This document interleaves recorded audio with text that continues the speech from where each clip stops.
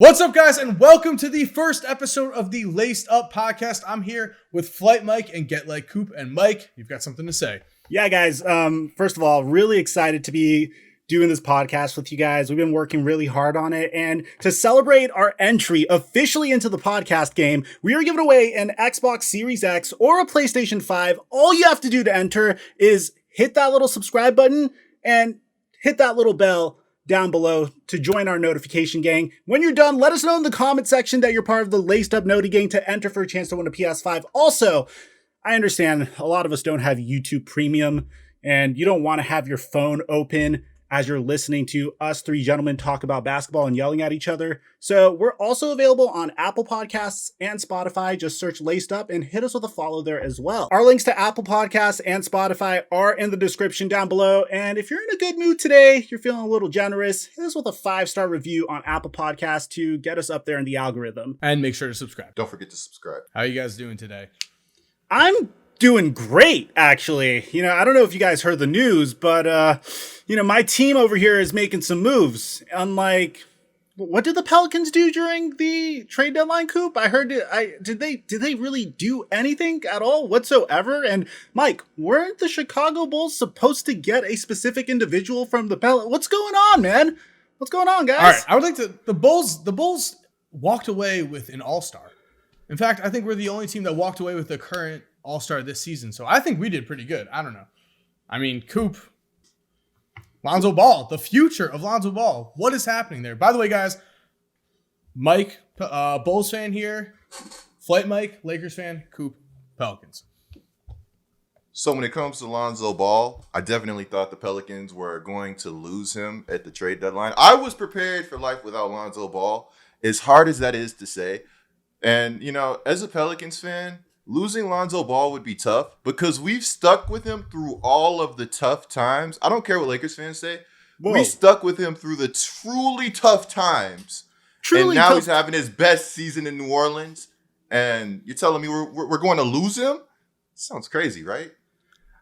Wait, hold on. What is your definition of truly tough times? Because I don't think it gets tougher than playing under the spotlights of LA, being told by Magic Johnson, don't break too many of my records, and then having your dad come and constantly micromanage your career and eventually get traded to the Pelicans for, obviously, Anthony Davis. So what's your definition of tough times? Because you guys got Lonzo. I think Coop's definition of tough times is different than everyone's because the New Orleans franchise as a whole is just one tough time, basically. So, whoa! I mean, there's a little bit there, but yeah, I mean, Lonzo in his second season with you guys has at least been good. Yeah, no, he definitely improved in New Orleans, but it was a struggle, man. We had to put up with so many inconsistencies when it comes to Lonzo Ball, and even because he got out of LA, he went to New Orleans, less spotlight, but still, everybody's talking about what Lonzo Ball's doing. Everybody's focused on, Lonzo Ball. What's his next move? It kind of weighs on you. You know what I'm saying? I agree with you on that. You're saying that, the pressure that Lonzo Ball faces ever since he entered the NBA is tremendous. The Lakers, wait, 1 second. One quick question for you. Yeah. How do you feel Lonzo Ball has been as a Pelican? Because you guys are a franchise right now that is going to have to make a decision. You now have a restricted free agent. So how do you feel what do you think he's going to be for you going forward? Or are you giving up on him? When it comes to the Lakers, when I say tough times, there was nothing tough about Lonzo in LA. This is a young player. I mean, okay, there were some tough things. He did have the spotlight of his father. He was really inconsistent. Yeah, he was playing, under the scrutiny of possibly being traded every day. I really felt bad for Brandon Ingram and, all those Lakers guys in that situation.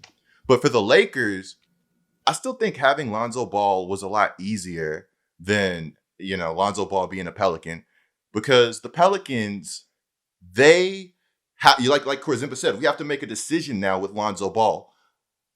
The Lakers, they had to make an easy decision. Are we going to trade Lonzo Ball for Anthony Davis? Come on, you know what I'm saying? So now the Pelicans are put in this position where it's pay Lonzo Ball possibly more than he's worth, or end up losing Lonzo Ball for nothing in restricted free agency. Now, this is a decision that could affect the Pelicans' future as we know it, because you guys know we already got Eric Bledsoe under contract. You know, we already paid Steven Adams. So I mean, are you willing to give up Eric Bledsoe in order to get Lonzo? Because from what I've read, the Pelicans don't want to go too into the luxury tax. And I know with having Eric Bledsoe's contract and then a potential big Lonzo Ball contract on top of Josh Hart, who is also going to be a restricted free agent, correct? Yeah. Yeah. Right? He's going to be a so on top of that, you guys would be going into the luxury. From what I've read, from everything I've seen, it looks like it would be a choice between Eric Bledsoe and Lonzo. I mean, okay, can they even get rid of Eric Bledsoe at this point? Oh, What's yeah. his contract? He's not having a great season. I mean, if you attach a pick to Eric Bledsoe, you could get rid of him, no problem.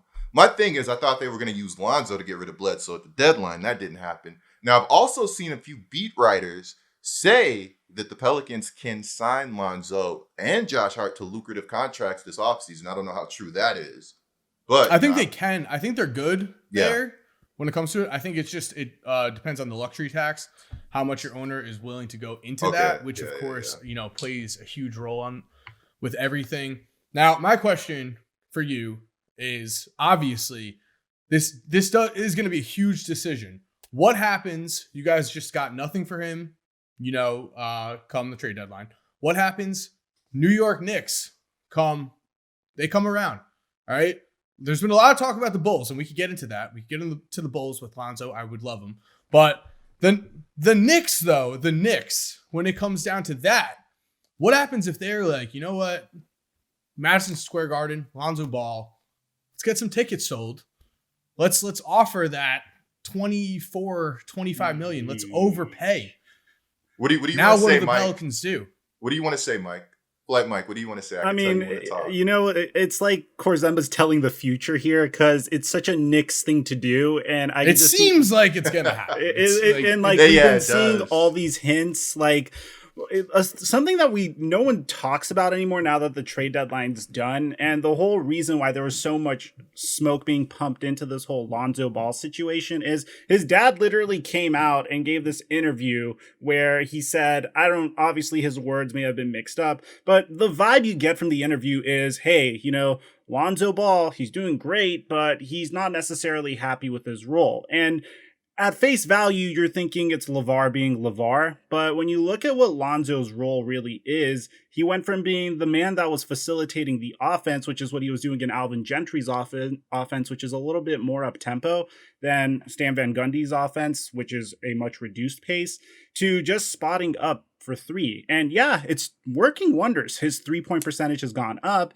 but it's not necessarily something that would you feel comfortable with paying Lonzo Ball like $22 or $23 million a year just to spot up at three and hit wide open threes out of 40 something? I wouldn't. No. I would like to state that, I feel like if you look at Lonzo's numbers right now, okay, you take a look at them, you go number 2 pick, let's see some big improvement from him for the Pelicans. I don't think the big improvement has been there. Has there been improvements to his game? Sure. Yeah. Is he shooting solid from 3 at this point? Yes. Okay. But I don't think he's made the leap that we would we hoped that you would expect from someone that you're going to. I mean, there's a reason they're not no-brainer re-signing him. He's getting you 14 points a game. Like Mike said, he's spotting up a lot more. So he's got 5.6 assists per game. The offense isn't running through him. I know, Coop, you had something to say about his defense last time we talked about him. What are your thoughts on that? I don't think he's a great defender. A lot of Lonzo fans are going to come at me for that. I think he's above average. I think he's a plus defender. But I think his defense somewhere along the lines got lost as he's this uber high level defender. Now, I will say this. The Pelicans defense is horrific as a whole. So I would be willing to give him the benefit of the doubt. Maybe he is elite if he gets put in the right system, because we've seen guys go from bad defense to, playing competent to good defense in a different situation with the good defense behind them.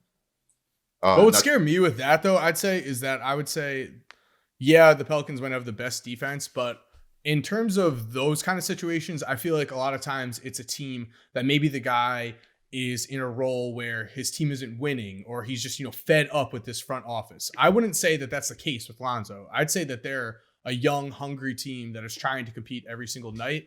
And I would say that Lonzo is out here fighting for a contract. So that's why I would be concerned in terms of defense. I would think what you're getting is more of what you're going to get here, especially when you have to consider with these restricted free agents, like I just mentioned a second ago, they are playing for a contract. Okay. So you're going to be getting all you can out of this guy coming down the stretch. And then you have to make the decision. Okay. Is he going to be playing like this for me for the next 4 years? Is this a money type thing where he's putting in more effort than he normally would? So my thing is the Pelicans are 20-25.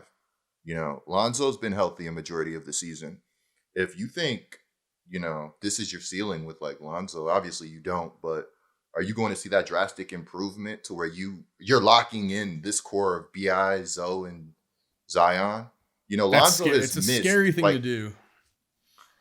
I think personally that it would be very foolish for the New Orleans Pelicans, and I don't even see a world where the New Orleans Pelicans match a contract for Lonzo that is in the range of $20 million, simply because the guys that you drafted this year and even other guards that you drafted in the past, like Nickeil Alexander-Walker and Kyra Lewis. Kyra Lewis, literally, his entire draft comparison and draft profile is this dude could spot up and shoot. So why would you go and pay someone $20 million to spot up and shoot when you do have the shooting coach? You have Fred Vinson. The man literally he's unbelievable. He's got Zion shooting like drastically improved from the free throw line. Exactly. Yeah, he's amazing. Yeah, you have him. So why would you pay someone $21 million when you have a guy on a rookie scale contract that could do the exact same thing for you with the same shooting coach? Now, look, of course, developing a jump shot is very, very, very difficult. And I can only imagine the amount of work Lonzo had to put in before he got his brand new jump shot down. But we're talking about a team that's not a large market. We're talking about a guy that has a huge name despite putting average to above average statistics. Some team is going to overpay this guy. You guys can't afford to match that contract. And I think as a result, there was a little bit of a mistake made when Lonzo wasn't traded. And I think he is probably going to move on this offseason. Yeah. So my thing is what you said, the Pelicans aren't a large market. That's working against them and that's a reason to kind of think about paying Lonzo because who's really coming to New Orleans, Now, I think I would like to say I think that's a mistake. I think you got to bank on at that point. You have to bank on your drafting. You have to bank on getting those sneaky free agents. Yeah. I think saying that whole, who else is going to come here? I would love to do like an analysis on that and like look into this more. Okay, I don't know. I think that's a valid point. I think that's a valid point. It's scary though because it's scary. You might commit yourself to mediocrity. You might commit yourself to an Anthony Davis type situation. You think about it. Anthony Davis, the Pelicans, when they had him, they were trying to win now. No, unpopular opinion. There were some good teams around Anthony Davis. I agree that there were some good teams, but where is he playing right now? I mean, that was going to happen regardless. Kendrick Perkins was like I'm just saying, if you commit that much, like a chunk of salary to Lonzo Ball, like that plays into the futures of both Brandon Ingram and Zion as well. So check this out. Check this out, Korzemba. Nickeil Alexander-Walker, Zoe's backup, is averaging 19.3 points per game, 6.2 rebounds per game, 3.1 assists per game per 36 in March. Since he's become a starter, these are his numbers. That's how good Nickeil Alexander-Walker has been. Wait. First of all, guys, you guys did not see this. In a mock podcast, I got ripped for saying per 36. You did. What are you talking about? Yeah, I don't remember. Tom, do we have that clip? Do we have the clip? If we do, please play it. But if not, Started Thad Young at center. Thaddeus Young. Wait. You guys have Thaddeus Young? Do you watch NBA? I don't watch teams that aren't even close to competing for the NBA playoffs. There's only so much. Second best player. You're proud of that? He's great. He's shooting 60%, 12 points per game, 6 rebounds. He's shooting 60% from the field? 60%. That's literally a stat that only Bulls fans can know. Thaddeus Young is shooting 60%. That's absurd. I got basketball reference up right here. Per 36 minutes. 17 points per 36 minutes. You're not throwing per 36 minutes at us, bro. I got destroyed for Thaddeus Young's per 36. Okay, Tommy, well, we got a thing text. is, We have a clip. We're playing. He's playing close to 36 minutes. So, like, he's starting. He's playing, like, 31, 32. So, he's averaging, like, 18 plus in starts. So, Tom this is says a we little do, by the different way. than...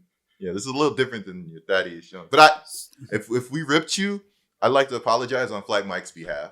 Whoa. Yeah, So honestly. I don't want to... Actually, I no, get a... we could go back to the clip of Mike saying that I'm the number one Mike as well. If we want to just play a clip show real quick. Flight Mike, a.k.a. the other Mike. The other Mike? Oh my God, he labeled it. I'm number one? You're number one in all of our hearts, Mike. Oh my God, I'm taking that. Let's clip this. Let's actually, this might be a mock pod, but I'm keeping this forever. Tom, save this. That was a mock pod. I thought that wasn't going to be shown to anyone, but so I want to get that's going on our shorts channel. I want to get a closing statement because we've been discussing Lonzo before we get to Andre Drummond and whatnot. Coop, in your ideal world, what is Lonzo Ball's fate in New Orleans? What do the Pelicans do? Say if you're the general manager of the Pelicans, what do they do in the summer? I think if Lonzo wants to be there, you entertain Lonzo possibly being there. I think if I'm the Pelicans, I want to see more growth from him as a player. If Lonzo ends up showing that he's a great fit next to Zion, which it already seems like he is. If it seems like he's that guy that can push 16 plus points per game, maybe do a little more off the dribble, continue progressing in the in-between area, get better at finishing to the rim. I don't know what happened from LA to New Orleans. It felt like he was much more aggressive attacking the basket in LA and finishing around the rim.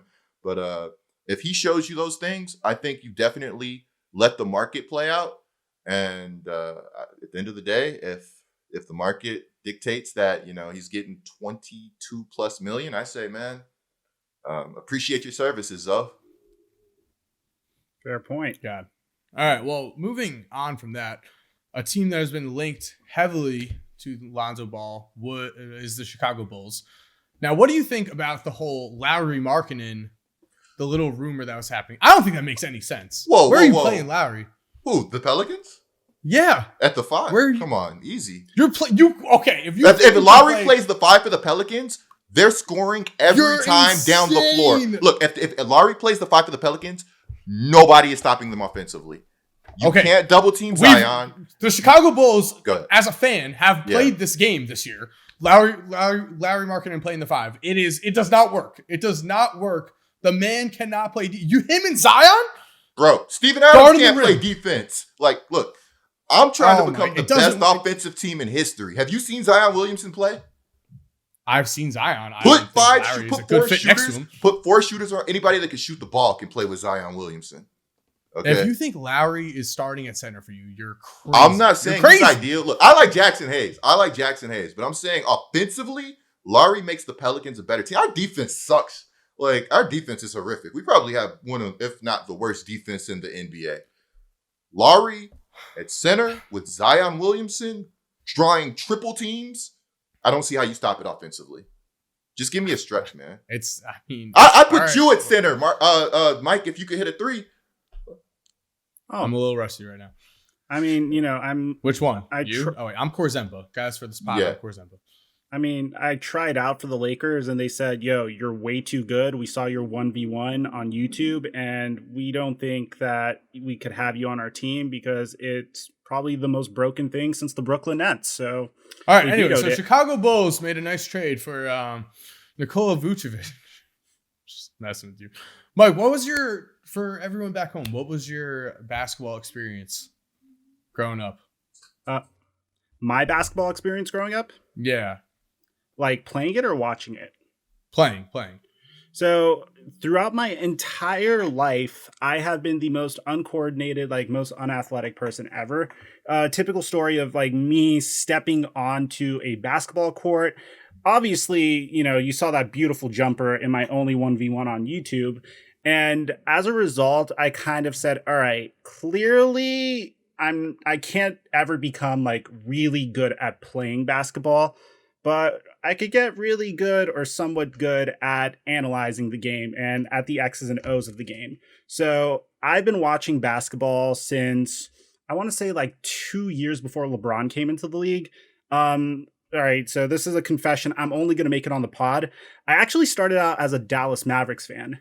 Oh my God. So I was born in Texas. We were living in Texas, and Clip it. I'm admitting it. And hold on. Bear in mind, like by the time I made my transition, we moved to Los Angeles in the fall of 2003. So this is when the Lakers made their big super team with Karl Malone, Gary Payton, Kobe Bryant, Shaq. And it was already it was the beginning of the season. And I said, okay, it's a little bit more convenient for me to jump ship onto the Lakers, mainly because I want to be able to root for my home team. I want to be able to go to games. Oh my God, you wanted to just root for a winner. What is happening? All right, hold on. First of all, although back then I'd consider it bandwagoning. You had Kobe. I mean, yeah, I had Kobe. Wait, are we gonna pretend like Kobe wasn't around? Well, look. What were you about to say? Yeah. Why didn't you jump onto the Clippers? Well, they're right there. Because, too much pain. I can't jump onto the Clippers. Also, yeah, I'm sure you as a young teenager was aware. No. I was 10, dude. I was 10 freaking years old. When do people establish their fandoms? Now look. All I'm saying is you could have had Luka. Well, look, I was a fan throughout the tough years, throughout the whole Kobe and Shaq split up. I didn't even get to enjoy the good years of Kobe and Shaq. They didn't win a championship until the late 2000s when I became a fan. I went through the tough times, watched all the incredible Kobe performances, was honestly really inspired by him and just the way he approached the game and the way he approached preparation. Probably my most fondest moment was the day we pulled the great heist of Pau Gasol, because I remember being in high school and our entire school was like cheering. Some kid that would bully me back then came and hugged me and said, from now on, we're friends. It was a beautiful day. What the? And I've been rocking with the Lakers like a ever Disney since. Movie. Yeah, it was very Disney movie-like.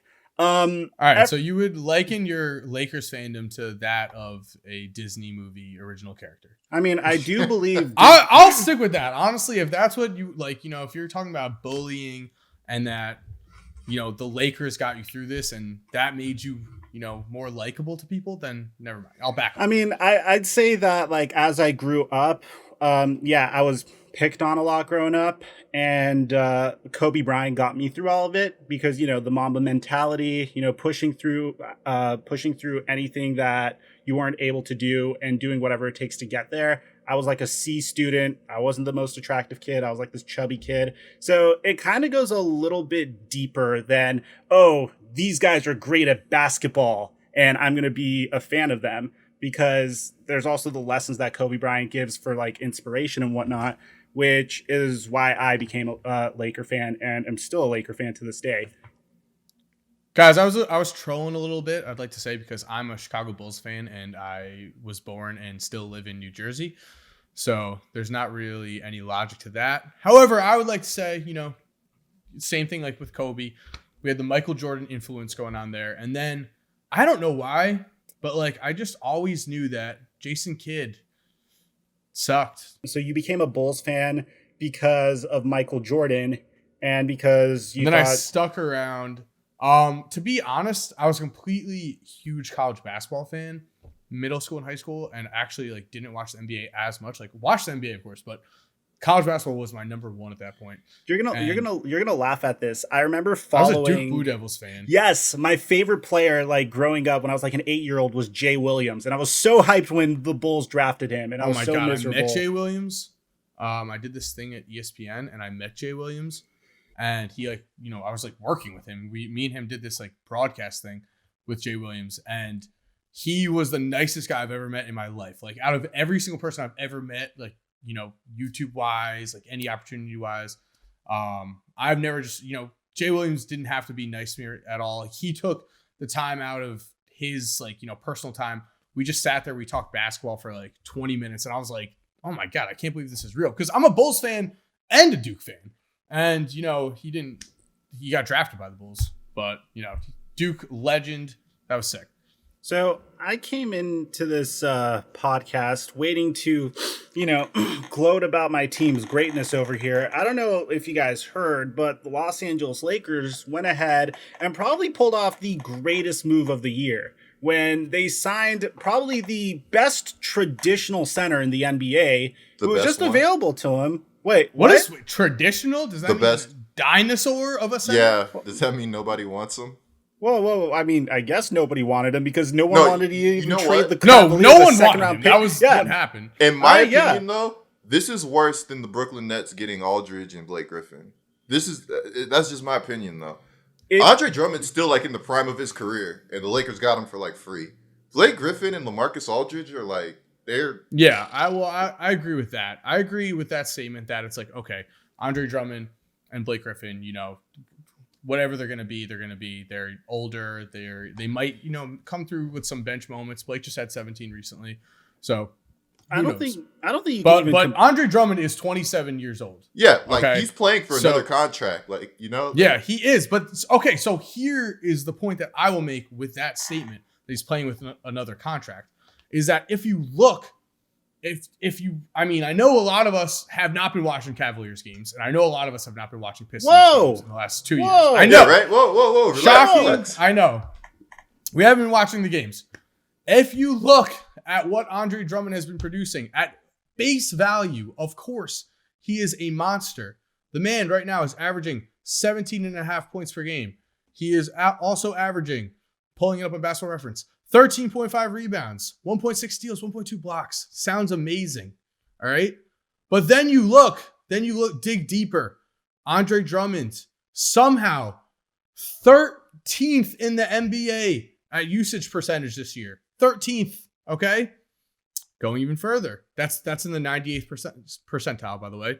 Ahead of names such as Jason Tatum, Kawhi, Zach LaVine, Andre Drummond. Going even further. Points per shot attempts. Shout out to cleaningtheglass.com. Andre Drummond, 11th percentile. 11th. All right. So out of 100 NBA players, 89 or better. When it comes to quick question, Korzemba. Who's the best playmaker Drummond's played with? Serious question. Who do you think is the best one? I don't know. That we'd have to look that up. That's not the problem here. The problem is that Andre Drummond believes himself to be that playmaker right now. Okay. Well, he played for the Cavs and the Pistons. Before you go on that tangent. All right. There is a thing of a player's mindset. Okay. And there are tendencies that are hard for a player to just rewrite and to rewire, especially in the middle of the season. Okay. It is very easy to say that Andre Drummond has not been playing with a better playmaker, that he's not had a guy to get him the ball. That's great, okay? Andre Drummond, though, if you watch him play, if you watch what his game is, consistently taking the ball on horrible drives to the basket, early shot clock attempts, missing, consistently isoing, consistently posting up, okay? These are things that I don't think, if you compare them to, people are comparing this to like a Dwight Howard scenario. That sounds exactly like Dwight Howard. That's what I was thinking too. Yeah. No, it's correct. It's Dwight Howard when Dwight Howard was still getting everyone pissed off at him and losing games.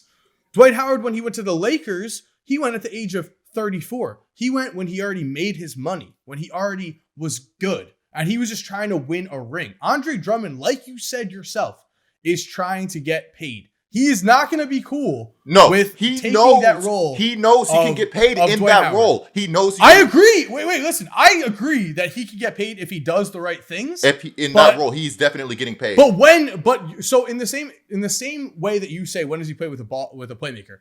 My question is, when has he played like that? Why are you banking on him suddenly playing the correct way for a traditional big man? Because he wants to get paid. New age big man. Why are you banking? If I look at Steven Adams and I see Steven Adams get $30 million, just grabbing some boards and playing some defense in a contract season with the Los Angeles Lakers, you can't look at past contracts because those guys aren't getting money like that anymore. Look, they just extended him for $18 million, Korzemba. They just gave Steven Adams an $18 million extension. Like, come on. Like, okay, well, that's a horrible extension. And Drummond's going to find a horrible team to get that horrible extension from. Yeah, so like... But that's the point of this isn't, is he going to make money? The point is he going to... What is he to your team? Look, man, I know if you're coming from a team where your usage is chalked all the way up because everyone else around you isn't necessarily... I don't want to hate on Colin Sexton and Darius Garland and whatnot. Hold up. He's creating this usage. I'm doing the same thing as a center to get a usage that high.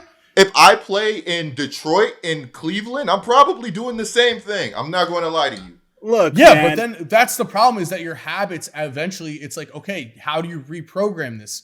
so wait, It's learned behavior. I think It's- you're it's it's- easy. you can't just do this you're overnight. telling me the Los Angeles Lakers, who have this huge gaping hole at the traditional center position that was left by the void made by JaVale McGee and Dwight Howard, getting a 27-year-old that pretty much plays the same exact way as a prime Dwight Howard, because these are the exact same issues a prime Dwight Howard had with his horrible play in the post and What are forcing you shots talking? and All right, he just no, I these don't are the remember. same Prime exact issues Dwight that a Howard. prime. No, literally, I'm saying fine. A circa first stint with the Lakers, Dwight Howard. Too much, or like the Houston Rockets version of Dwight Howard, trying to make too many plays in the post where he clearly doesn't excel at. You're telling me that the Lakers getting a player that is pretty much going to be their lob threat, who's 27 years old, who could also provide some semblance of defense. Bear in mind, he is catching lobs from LeBron James and Anthony Davis. Those are going to be a lot of wide open lob alley-oop opportunities, and I'm sure there's going to be a discussion in place that is going to go along the lines of, Andre, you want to get paid? You saw us get Dwight Howard's bum-ass a contract, who clearly can't What? play Dwight anymore. got the vet min. He's still in the NBA. Dwight Howard should not be in the NBA. That Lakers was a point against you. What do you mean that's a point? They made Dwight. Dwight Howard is playing in the NBA this year. He's All right. playing. That's not a crazy He thing. currently That's has not a crazy contract. statement. That's a What do you W. mean? Congrats, he made the vet minimum. I mean, that's still a dub. He's still in the NBA. If the Sixers have, If anything, that is a horror tale for Andre Drummond. Andre Drummond wants a 4-year contract. I know. told I'm the not saying Cavaliers that he's type a of Hey, contract, hey. but they pretty much This blew whole st- situation They pretty much. is okay. Listen. I would like to put my official stance out there that, first of all, for the Lakers, this is of course a no-brainer because you're getting a free player. So why wouldn't you? It makes no sense to not try. Okay. With that in mind, I'm just stating that could this all work out? Yeah, sure. It could Probably definitely going to work out. Yeah, It could work out. It could work out great. But there's a reason why no one was willing to trade for him. There's a reason why the Pistons didn't. The Pistons traded him away for Korzemba, he was nothing. making $30 million. I wouldn't want to trade for him either. Yeah, He's an because expiring contract this year. You still have to give up assets to get him, and you have to give up good assets to likely get to $30 million. It was a foregone conclusion also that he was going to get bought out. It's the same. He had no trade value. It was the same thing with Blake Griffin. The same thing with LaMarcus Aldridge. They came out and they announced, "Hey, we're trying to trade this guy, but if no one is going to trade for him, we're Okay, gonna again, buy him out." if Andre Drummond buys into this role, then sure. Yo, but he's let's just already see. he's already I- went on record saying like I'm causing havoc. I'm Oh grabbing my boards. God, I'm doing people- whatever I gotta do. Andre The Drummond Lakers- talking. Oh, I'm so No. so Look. amazing. You've seen players buy I'm into pretty sure roles Ben before. Simmons got on record and said that he practiced jump shots for the last 4 seasons, but I haven't seen anything there. This guy leads If the Dwight league in Howard could boards. buy, if a past his prime Dwight Howard could buy into this role, I'm pretty confident a 27-year-old Andre Drummond. different. And Korzemba. again, I'm not even stating you're wrong, but I'm saying so different. A If 34-year-old Ben Dwight Howard compared to a Simmons- 27-year-old Andre Drummond. If Ben So Simmons different. was leading the league in 3-point attempts, then I would believe him. But Drummond's already leading the league in boards. He's already averaging nearly 2 blocks a game. He's already been a menace on the defensive side. All he has to do is take less shots and finish lobs and dunks. He's trying to You- get paid, though. We you can't think- pretend. Okay, I haven't finished my final thought of. Okay, go First, ahead. we can't pretend that the locker room, that team chemistry is not a thing here. Okay, we've seen team chemistry and locker room problems ruin teams. All right, if Andre Drummond, who again we all know, we all agree he's trying to get paid. We can all agree with that. Okay, if the man, I'm sure right away it's going to be all fine and everything. It is a horrible look to get benched during playoff games. That is something that Dwight Howard didn't really have to worry about, okay? If you're trying to get $20 million a year and you're getting benched for playoff games.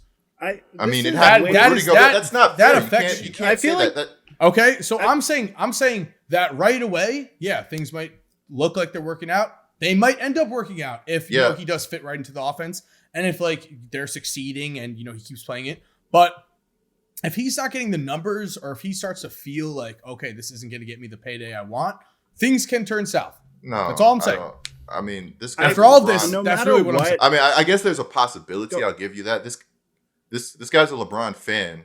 Like I think he's bought in. What were you gonna say, Flight, No- Mike?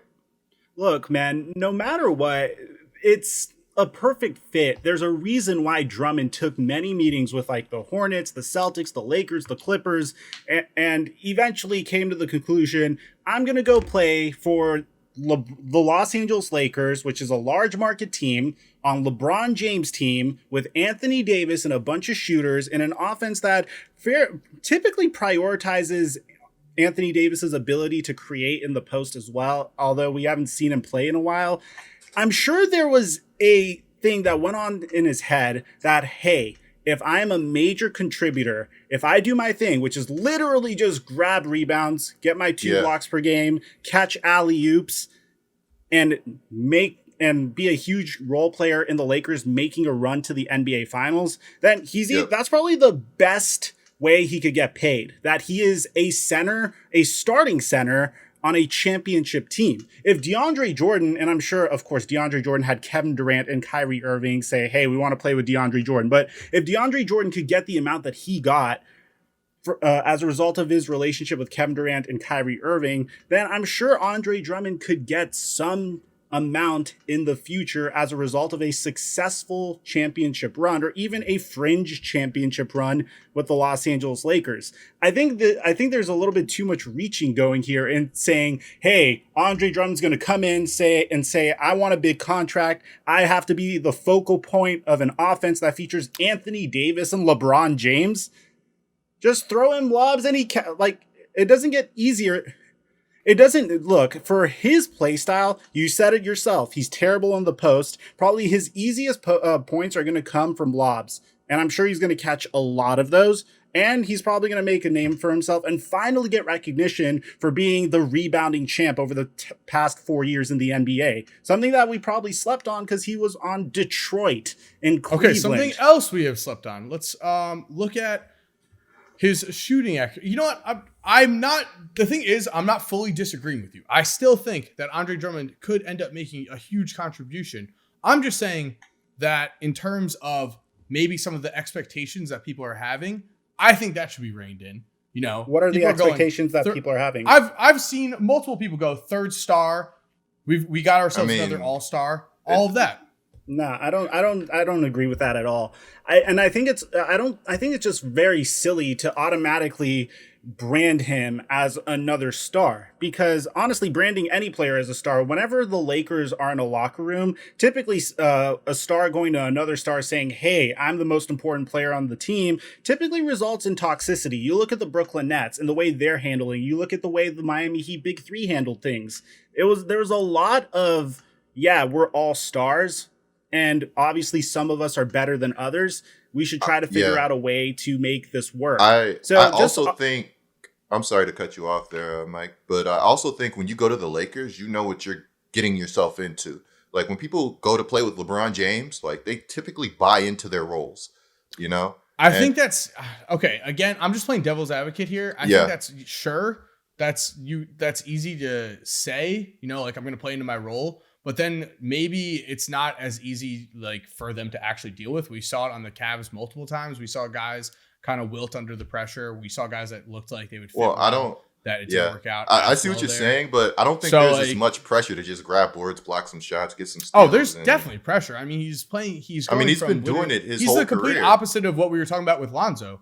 Like he's going from a situation where like was anyone even watching his games to suddenly he's must watch. Yeah, but he's not going to forget how to do these things. Guy. I think I agree. I agree. If he does his role, of course, if he does his role right, you know what's interesting though. I'll give you this. Phenomenal. You made a point about him getting played or potentially getting benched in the playoffs. I think that's a real possibility because we've seen Rudy Gobert, Clint Capella, insert random big here, get benched. That's one of my things too. Especially because you saw Dwight. When you get a player like Dwight who's 34, it's different for him. Like that's why I don't think the comparison is like Andre Drummond is looking for that next payday. He really is looking for that 4-year, $80 million, whatever he wants. He said he was a max player, whatever that is. But he's looking for that big payday. And so just benching someone like that, that messes with his head a lot more than benching with someone like Dwight, who, he's on the vet min this year. Like, but I'm sure and this is going to be my closing statement on this, but but I'm sure there's something in his head that understands that, hey, if we're going to go up against the Denver Nuggets in a playoff series, it's the Western Conference Finals. And I'm disagreeing with you already. You really think in his head that a man who's averaging, that is an NBA All-Star, that who is averaging, has a usage percentage of 30% because he's shooting and taking the ball so much this year. That's averaging close to 18 points, 13 rebounds a game. You really think he's going to be okay with just getting benched? You really think that? It depends on the situation. I'm sure that in his head, he's thinking, hey, I'd much rather be benched than have Nikola Jokic torch me on national television in the Western Conference or in the second round of the NBA playoffs. I don't think any competitor in the world would say that. They'd rather be on the bench than letting someone else get torched? What? I mean, there's film sessions, man. There's times where they're saying to these players, this is our game plan and here's why. He's trying to get paid. He will get paid. Guys, I think we can agree on one thing. We all feel bad for Montrezl Harrell, who went there like on a cheaper deal, right? Yeah, that's a good point. That sucks. You look at Montrezl Harrell, and he's a pretty good example of this, Mike. Korzemba, because Montrezl Harrell is the definition of a player that crushes it in all basic statistical categories. But when you get into those 7-game series and the NBA playoffs, we're talking about the 6th man of the year here. He is such a mismatch on the defensive end. He gets absolutely abused. I remember the reason, apparently, why Doc Rivers got fired is there was an analytic that was presented to him that the Los Angeles Lakers were a net negative 34.5 with Montrezl Harrell on the floor. And when they subbed in Ivica Zubac, that number went up to I think something like 0.5. I'm saying it off the top of my head. So I'm gonna fact check that. And as a result, the Clippers lost to the Denver Nuggets. And as a result, Doc Rivers got fired. So you saw Montrezl Harrell got paid 2 years, $20 million this year. One of the years are partially guaranteed. So at the very worst, I can imagine Andre Drummond getting something like that. But his skill set is a little bit more sought after in the NBA than Montrezl Harrell's, in my opinion. I mean, my closing statements on Andre Drummond are the man is currently shooting the second worst field goal percentage on layups in the entire NBA. Somehow Kelly Oubre is first, shooting about 38% on free throw attempts, which is its own discussion. I don't know how anyone is shooting 38%. But Andre Drummond as a center is shooting about 43%, second worst in the entire NBA. And he currently is in the bottom 3% percentile at finishing at the rim as a center. Okay? So just let's see what happens. Because again, especially when it comes to the playoffs, we'll see what happens when it comes to offensive and defensive mismatches.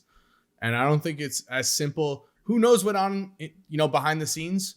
But is it as simple as benching Andre Drummond as it was benching, Dwight Howard? Who's Andre Drummond's agent?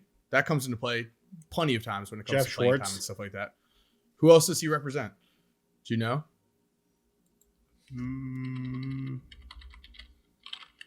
Because I'm sure Andre Drummond just did not sign with the Lakers over a bunch of other teams. Jeff Schwartz sit on the bench. Represents Kemba Walker, Blake Griffin, Chris Middleton, Kevin Love, Jokic, Ingram, Jamal Murray, Aldridge. So he's a big time agent. And DeAndre Jordan. Yeah. So he's definitely got some pull. We'll see. Speaking of Coop, do you have anything to add? No, I just think we'll see a different version of Drummond in LA, but that remains to be seen. It's gonna be fun. I look forward to it. I'm gonna look forward to coming back to this podcast when the Lakers repeat as NBA champions. But I will just say that I said that it was basically a free thing and that I wasn't fully hating on him. I was just this entire time. I'd like to say, guys, that I'm playing devil's advocate based on the other two guys at least. But you know what? I'll take the fall. If Andre Drummond sucks, I mean, if he's amazing, I'll take the fall because I definitely have hated on him at least a little bit.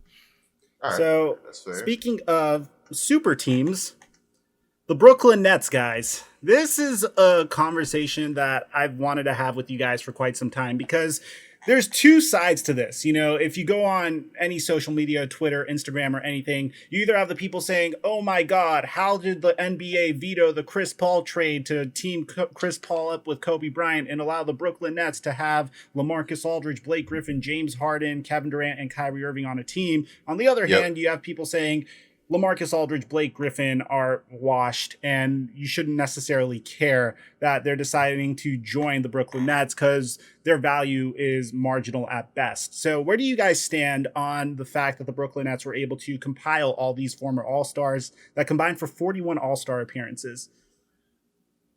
I mean, they got a lot of guys that are old. Like, you know, are we really counting Blake, DeAndre, and LaMarcus as we're counting their All-Stars in this? That's what people do typically to like yeah, like I don't know it. if I really care about all those. I mean, you know, I think they'll be great role players for him. I think Blake's going to be big for him, but you know, I'm not really concerned about all their All-Star appearances. I'll say this: I think the Nets walk or run to the NBA championship isn't going to be as easy as a lot of people think that it's going to be. I like Philadelphia a lot, man. They got a lot of versatile defenders. Simmons, Thibault. I mean, the 76ers are a devastating team, and I still don't think the Nets have anybody that can defend Joel Embiid. I'm not sure anybody in the league has anybody that can defend Joel when he's healthy. So I'll say that. No, yeah. I mean, he was the MVP headed into the break. Yeah. And now, I mean, kind of a side note here, but what do you guys think about the MVP race this year? Because suddenly we walked into the All-Star game with two, like, it was clear-cut candidates, correct? Well, there was three. There was Joel Embiid, LeBron, and then there was Jokic. Two of those guys have dropped out of the race, it looks like. Have you seen the Vegas odds? Right now, No. Jokic, clear-cut favorite, not even close. Who's after him? What do you guys Harden? think about that? Is Harden after him? Is Harden next? Harden was, the last time I checked, which was a few days ago, Harden was plus 1,100. So if for anyone that doesn't know, if you bet $10, you would win $110. Okay. And Jokic was minus 110, which is if you bet $10, you would only win $9 back. You'd win $9. He's literally favored again. You wouldn't even win all of your money back. That's how favored he is. Wow. And I think second was Giannis. Yeah, I have it in front of me, and Giannis is second. I automatically am going to cross out Giannis. I think it's impossible. It's impossible. There's no chance that he wins MVP 3 years in a row. I think my favorites at this time, and obviously this is depending on how the rest of the season plays out. Jokic, I'm rooting for him. I really have been rooting for a way for centers to make a comeback, and that's why I'm automatically like standing for Jokic, Embiid. Anyone that's a center, I'm behind you because I really want to see a NBA that also sees dominant centers in addition to dominant point forwards and dominant guards. But for me, it's going to be between Jokic and Damian Lillard. And if Luka could make a late season push, then him as well. And I think it's going to be between those three. Dame. Oh, man. I forgot all about Dame, man. This guy is unbelievable, bro. Dame's been great, but like, I mean, just taking a look at his numbers from last year to this year, it doesn't. So the MVP traditionally had a lot of storyline plays into it. And I feel like the Jokic storyline is not as built up as it should be. And that is partially part of the reason why someone could definitely come in and sneak in and win it. We could see a Harden. We could see a Dame. But if you look at Jokic's stats, if you look at what he's doing in Denver this season, he's been incredible. He's been unreal. I don't think he's just getting enough media attention possibly that's propelling him for, the clear-cut winner, even though currently Vegas odds does have him as the number one. But I mean, what do you guys think? I think he's not getting enough credit for the season he's putting up. Jokic isn't. I agree. He's putting up near triple-double stats as a center, which is amazing to watch. Unreal. And he's crushing it with scoring as well. It's pretty much everything you'd want in a center, plus the ability to create offense for his teammates. So I really like what I'm seeing from Jokic. I think it could even result in a potential revolution in the NBA. Not even this year, but if he somehow is able to even build upon this next year, I feel like, and this is super bold, so you guys could come back and roast me for this if I'm wrong. I feel like he could eventually create the NBA's next big offensive revolution in a year if he's able to build upon what he's doing this year as well. But currently, I do agree. I do agree with you in the sense that the problem is he's in Denver. The problem with Dame is he's in Portland. And I hate this, even as a Laker fan, I hate this. The fact that they're in smaller markets and they don't have as many nationally televised games means less people really get to watch how amazing these athletes are. And they don't get to appreciate their games as much. So I think that's going to work against him, and someone could potentially leapfrog him to steal that MVP from him. Yeah, I'd say, well, hopefully the voters of the award, I'm sure. I think Jokic is going to end up with it.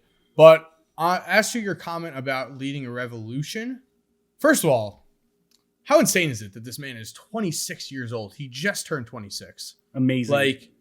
Like we're watching Jokic right now and we're going, I can't believe what he's doing. But his game, as long as, everything holds up, his game is definitely not overly reliant on athleticism. So we could be watching Nikola Jokic dominate this league for a long time. Anyway, as to your point as to a center revolution, my big problem with that would be what we're watching in Jokic is something I don't think you could replicate. I don't think you could recreate this. It's his court vision and his just basketball IQ and his creativity when it comes to basketball is unmatched. It's on one of those, levels, especially at the center position. It's on one of those Steve Nash, Magic Johnson, type levels, I would say, of creating for your teammates. I don't think you're going to have many 7-footers growing up I don't think it's possible for many 7-footers growing up around the world to recreate that. You can get guys that can learn to shoot the three, like Steph, his whole thing, he wasn't the only one that started shooting threes a ton more, but a lot of people have, pointed to Steph as the key to the surge in 3-point shooting. And all it takes for that is for people to go and start practicing threes more, practicing their shooting more. You can't practice court vision. You can't practice basketball IQ to that extent. Yes, you can watch film and everything, but there are some things that you're just born with. It's kind of fascinating for a guy that, one, was drafted in the second round, and two, is famous for drinking 3 liters of Coca-Cola every day. What is the story with that, with him? Do you guys remember, first of all, it's gotten swept under the rug, the Joel Embiid, Shirley Temple stories. We never hear that anymore. But do you remember he used to get pictures of Shirley Temple sent to his room daily, it was said, and only chicken fingers? You don't know this, Mike? I did not know this. I saw him eat a cheeseburger before. When he was a young player, Joel Embiid nightly would have pictures of Shirley Temple sent to his room and chicken fingers, to the point where the national media picked it up and ran stories on it. And he either does it in secret now, maybe he's sipping Temples in secret, I don't know, but I haven't heard of it since. I usually drink 3 or 4 pitchers of Shirley Temples a day. That's what he said. I'm not gonna lie. I don't know what a Shirley Temple is. It's like it's like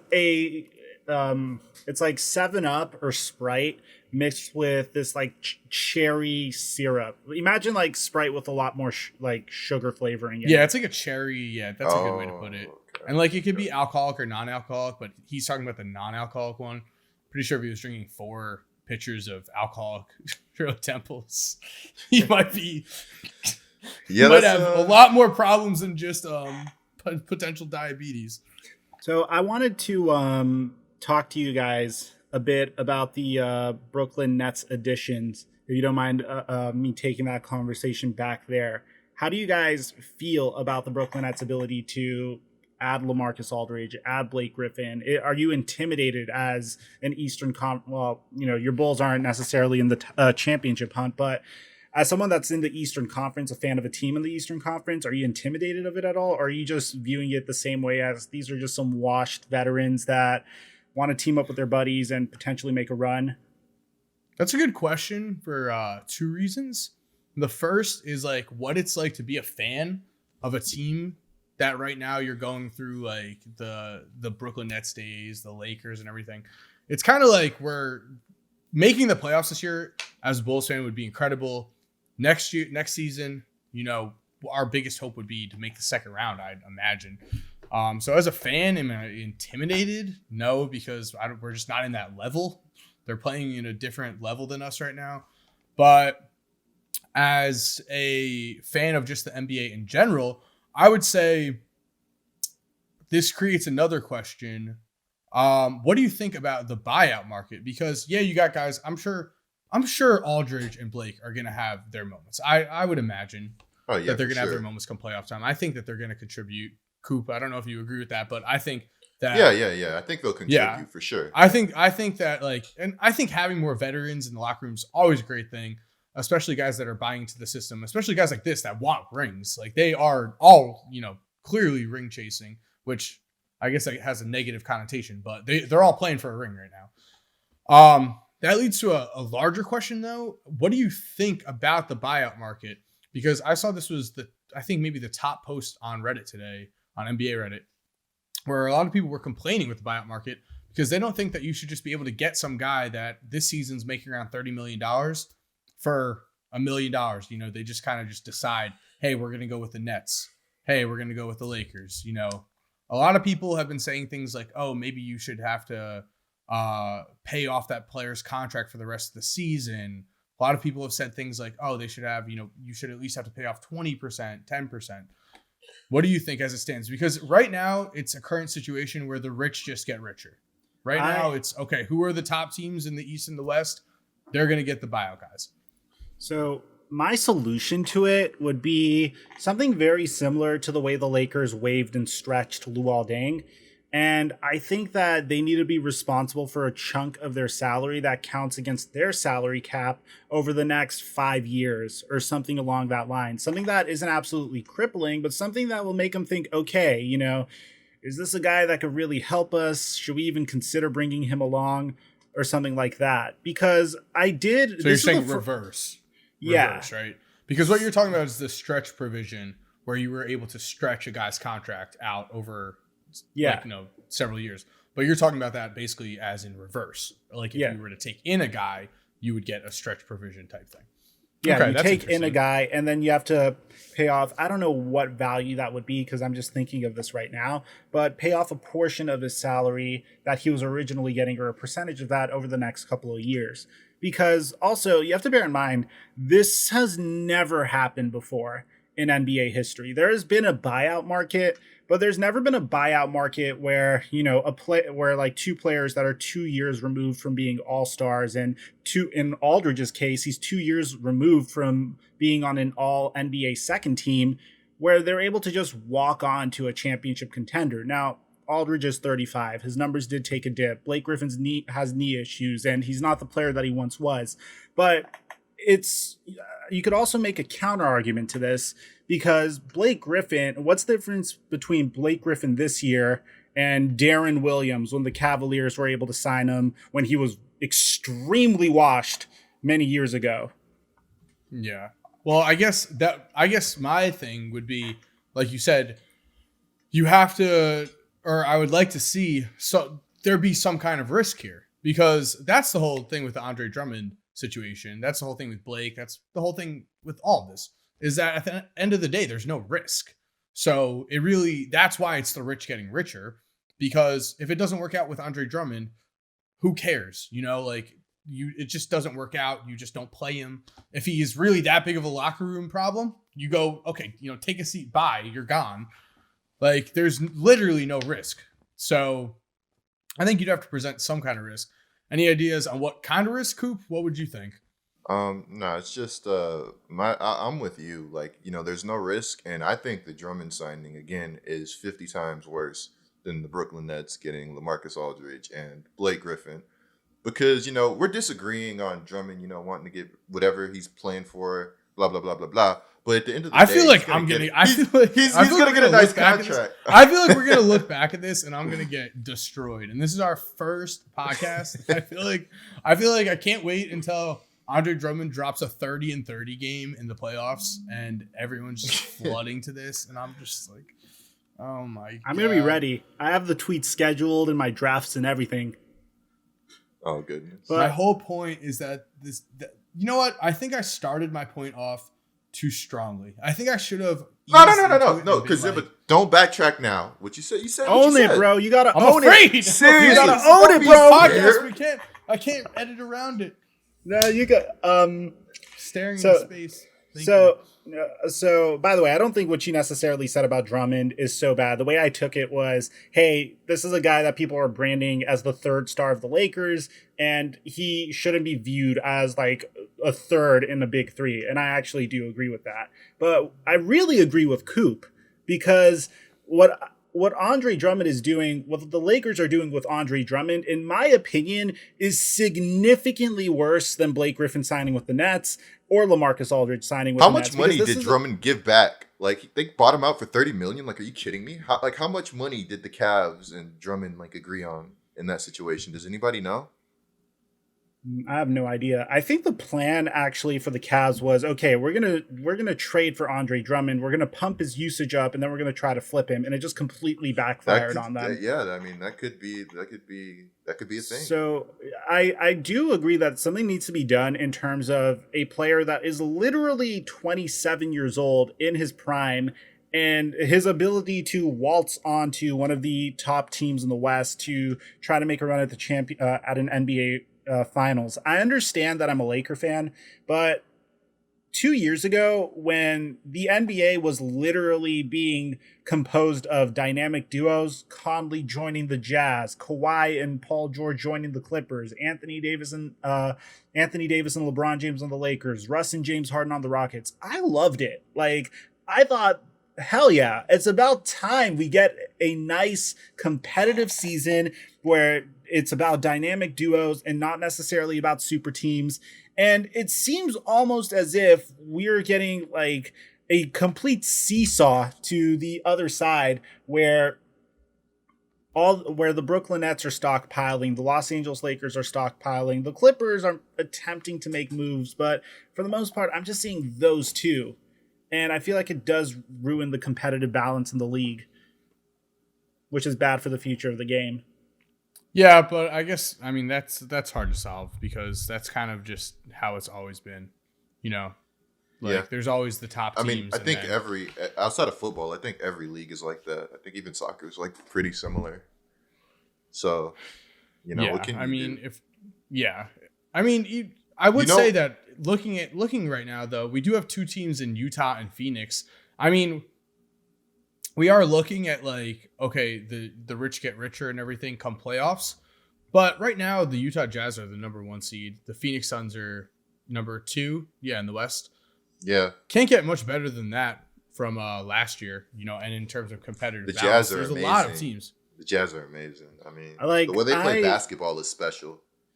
I really, one of the things that made me the saddest as a basketball fan, and this is despite this team being like our rivals, was watching the way Greg Popovich's offensive system seemed to have died.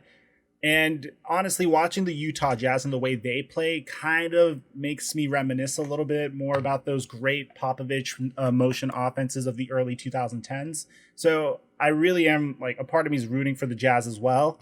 I would like this to be solved somehow, though, for the future.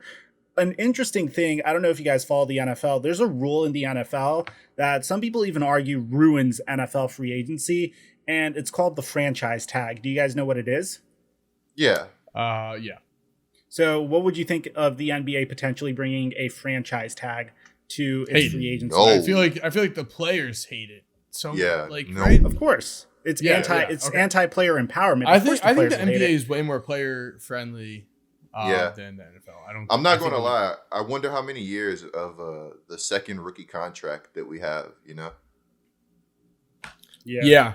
Okay, I know what you're saying. Yeah, you're Yeah. saying like the restricted free agency. Yeah, the restricted because free agency. It's yeah. honestly it's crazy when you think about it that you get drafted as a player and you're basically stuck Yeah. for 7 years unless you take the route of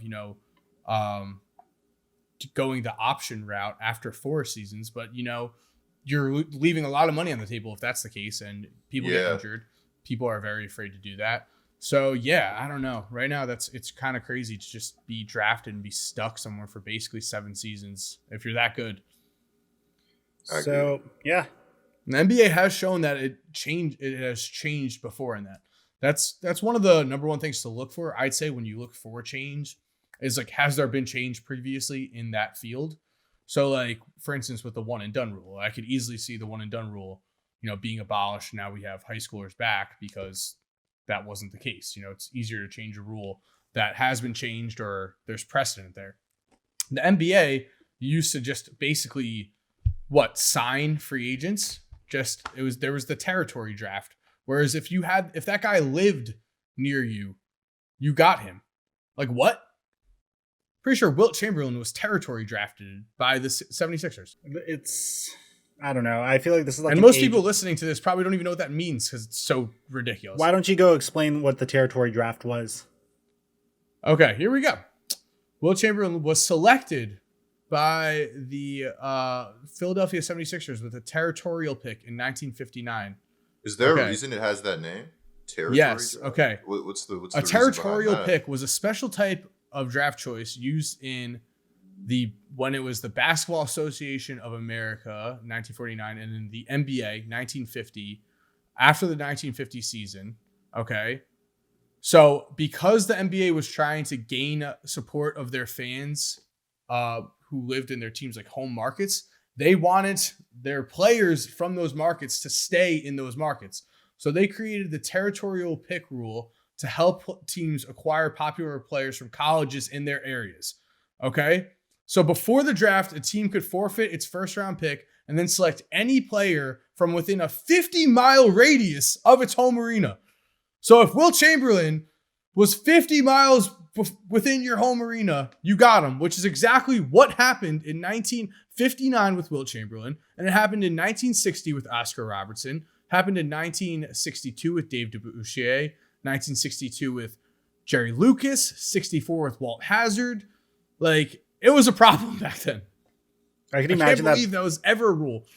I mean, I can imagine that being manipulated in today's NBA. So you see like a gigantic house where LeBron James and Kyrie Irving and Kevin Durant all live. They're all living in the Lakers. They're living 20 miles away from Staples Center. Yeah. So I hate to transition us out of this conversation, but I really wanted to talk about another Los Angeles Lakers rival, the Boston Celtics. Honestly, I feel for you guys.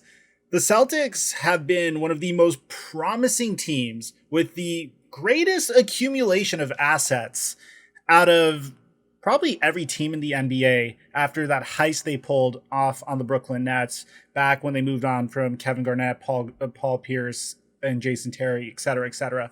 They ended up getting multiple lottery picks, and now they're in the situation they're in currently. The Brooklyn Nets are contenders, and the Boston Celtics are literally fringe playoff contenders. So who's to blame for the Boston Celtics potentially choking away what is viewed as a can't-miss situation? Yeah, there was a time where Danny Ainge, it was like, okay, Danny Ainge has his picks, his stockpile of picks. He always had them, and the Celtics were involved in every single trade rumor for every single star because they had these Brooklyn Nets picks. And now we're currently looking at a situation where I believe correctly that the Celtics don't have anyone's first round pick anymore, correct? No, they don't. And they spent they had 4 first round picks this past year. To their defense, they do have their own, and that can get you a superstar if you're willing to throw 4, 3, however. Some teams, all they got to offer is 2 for a star. They have to, you've got to have the assets. Shut up, Chicago. What do you mean? I'm just saying the Celtics. Do you think the Celtics roster has the assets to get them a star? No, you just have to throw out 4 picks. You don't have to attach anything to the. Well, I guess you do in some situations, but I mean, yeah, I think they could definitely get a star for 4 picks. The level of star, remains to be seen. But they still have Jaylen Brown ascending. They still have Jason Tatum at like 23, 24 years old. They have a lot of time, so it's a little too early to be like, oh well, this isn't great. I'd agree with that. Not I would agree necessarily that they great. have more time. Yeah, for sure. Yeah. I think I would think that the one thing that set their rebuild back the most, though, or not their rebuild, their, I guess, rise to championship contention is, I mean, we all know that they were very hesitant to pull the trigger and make moves. Okay. But how do you predict what happens with Kyrie Irving? Yeah, That'd be my That's a only big one. thing. yeah.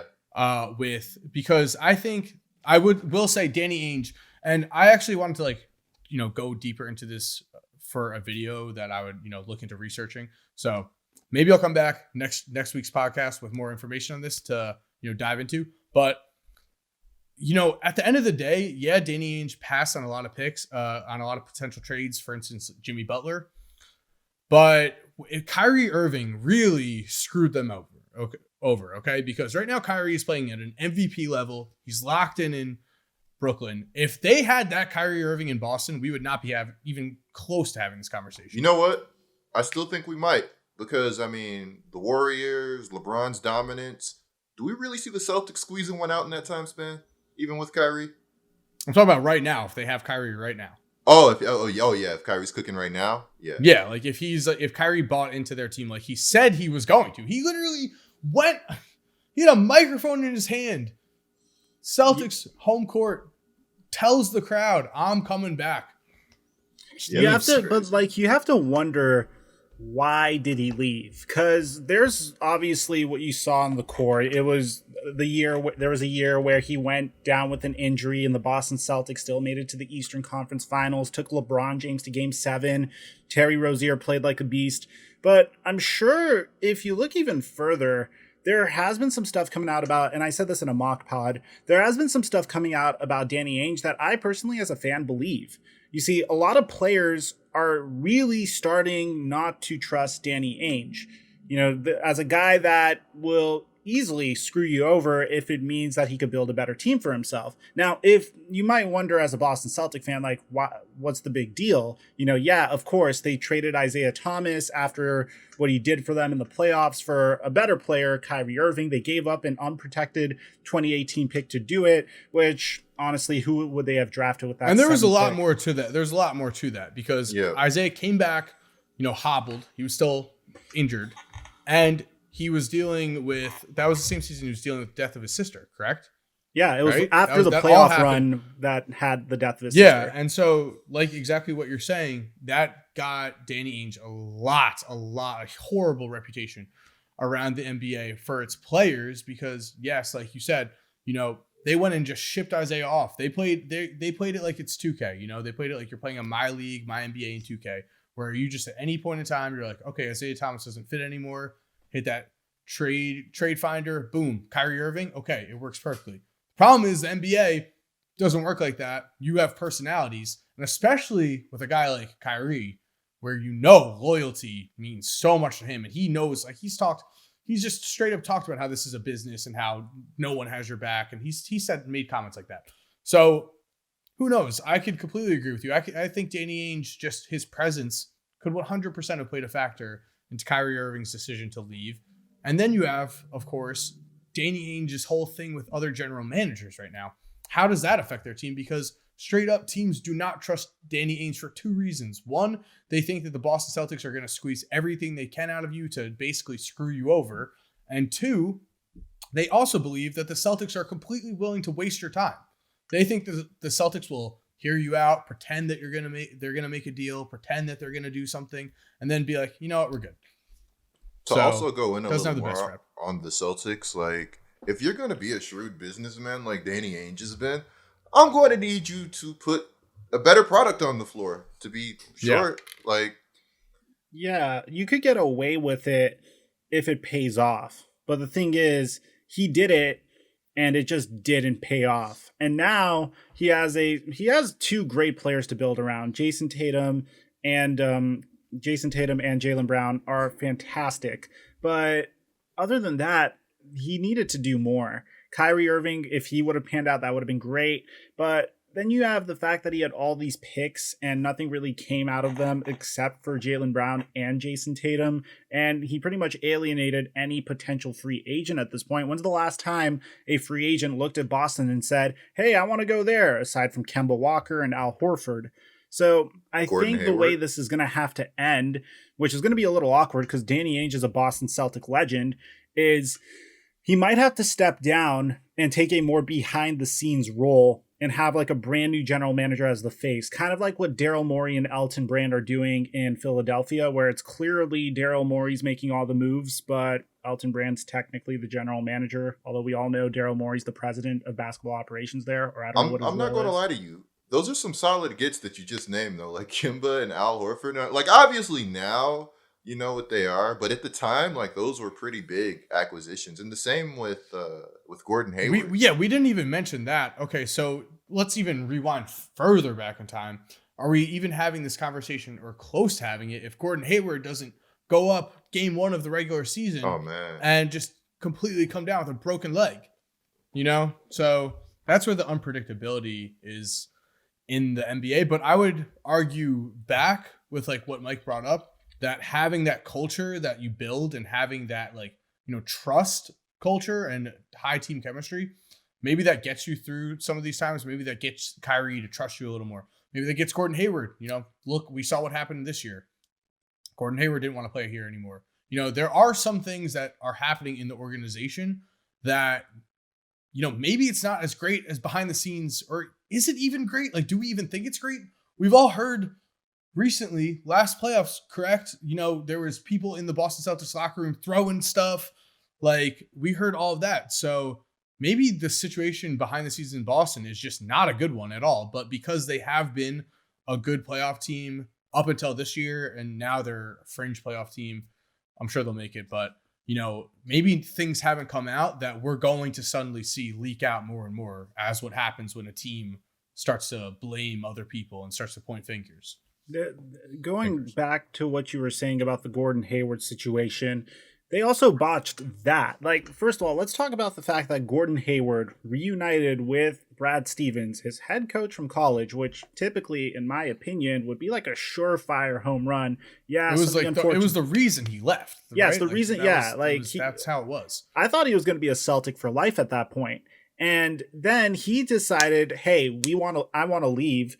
And the Celtics worked with him for a sign and trade to Indiana. Now, the Pacers apparently offered Miles Turner and Doug McDermott, which, honestly, that's a freaking W. You look at what the Nets got. You can look at what the Golden State Warriors got for Kevin Durant, D'Angelo Russell, and you compare that to, like, getting Miles Turner in return for Gordon Hayward. If anything, I think that's a slight upgrade to your team. Yeah, I think we all heard. I remember hearing and being like, yeah, nice. Okay, wow. I remember being like, wow, they're getting that for a sign and trade? Miles Turner being available and the Pelicans ending up with Steven Adams is pure pain, bro. And then if he was available. How much do you hate Steven? Do you go to sleep just with a Steven Adams? No, I actually like Steven Adams. He's a cool guy. Like, I love Steven. Go, Steven! But, I mean, we could have did better, man. I know you know that feeling. You're just backtracking just in case, you know. No, I like podcast Steven. Up, and next thing you know, we got Steven Adams coming on live, and you're staring up at him, and you're like, oh my God. My favorite Pelican. And then I'm sorry, back to this botched Hayward trade. The Olympics. You have Danny Ainge saying no. Miles Turner and Doug McDermott, not enough for me. I want Miles Turner and TJ Warren, or Miles Turner and Victor Oladipo. And the trade fell through, and then Gordon Hayward went to form a super team in Charlotte with LaMelo Ball and Miles Bridges. So that's another missed opportunity. And all of these missed opportunities just start to compile if you're a Boston Celtic fan. You add that, and then you compare Danny Ainge's style to a person like Sam Presti, who is not only hoarding draft picks, but has this reputation of, hey, Russ, thank you for what you've done for us. Russell Westbrook, where do you want to be traded to? Houston? We'll find a way to trade you to Houston. Hey, Chris Paul, welcome. We're going to pump up your value, and then we're going to ship you somewhere you want to go. Are you cool with going to Phoenix after this year? After a good year, send him to Phoenix. Hey, Al Horford, welcome. Okay, you're not doing anything for us really here, so we're going to bench you, and I'm going to actually monitor this situation because I think this is probably the most interesting situation out of all of them because it doesn't appear as though they're willing to buy him out. But at the same time, Al Horford has a horrible contract, so maybe he's going to play golf and then retire. So it's really interesting comparing and contrasting Danny Ainge to Sam Presti because you have two general managers, two that I think are pretty good. Well, they're just tanking with the Al Horford. Okay, Presti's better at everything, for one. Presti, they're tanking and they're still a solid roster, right? They got Moses Brown, who's like... Well, I'm just saying that's what's going on there. They're just tanking. Yeah. Like, no. But like, honestly, like 18, like how many first-round picks do they have now? Like this guy's unbelievable. Like he's just mops the floor with maybe like every GM in the league, to be honest. I mean, what he's honestly, doing. And he's doing it with a big handicap as well. A lot of people give him flack for trading James Harden, but that was as a result of getting underneath the luxury tax, and he was kind of squeezed by Clay Bennett. So yeah, that was so long ago. Yeah, I still would say that was a bad decision, but he chose Ibaka that was a over Harden. Of their own talent because. Yeah, they chose Ibaka, and they also, viewed James Harden. Bro, OKC is 19 and 26 right now. The Pelicans are one game in front of them. Like, these guys know what they're doing. They even finessed us in the Steven Adams trade beyond just, like, us getting Steven Adams. They got Kenrich Williams back, who's, like, a valuable 3-and-D player that's going to get a nice contract this next one. This guy's good, man. I don't know how he does it. He knows how to find talent. They got, like, a 19-year-old 6'10", 6'11" sharpshooter. Like, Presti is on his stuff, man. When you compare Sam Presti to Danny Ainge, if you're like the owner of the Boston Celtics, do you look and say, okay, Danny Ainge's philosophy is clearly outdated, it's time to let him go? Or what do you do at this point? Because Danny Ainge made some remarkable moves. The Kyrie Irving trade was a good trade. The heist of the Brooklyn Nets was a great trade.